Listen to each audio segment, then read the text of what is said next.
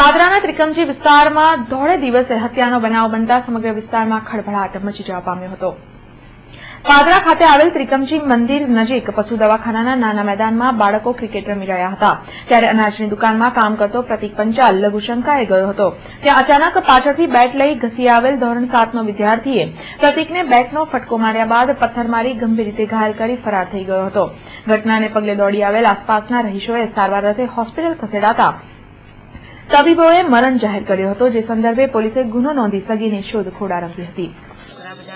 બેટ રમતા હતા માનવ વિક્રમસિંહ રાઠોડ. આ છોકરો બહુ ખરાબ છે અને એને પકડીને માથામાં બેટ મારી દીધું અને પછી ઈટ મારી દીધી.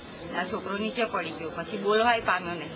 તઈ ને તઈ જ ખલાસ થઈ ગયો આ છોકરો. બસ અને ઈટ મારી, પેલા બેટ મારી નીચે ફેંકી દીધો પછી ઈટ છૂટી મારી. એને આ જે છોકરો છે રમવા ગયો તો કે ના, રમવાનો તો ગયો તો નોકરી કરે સાહેબ દુખાની. એટલે કઈ ખાલી પેશાબ કરવા ગયો? હા, એમના ઘરમાં સંડાસ બાથરૂમ નહીં તે અમે પેશાબ કરવા ગયા બધા મેચ રમતા હતા ત્યાં.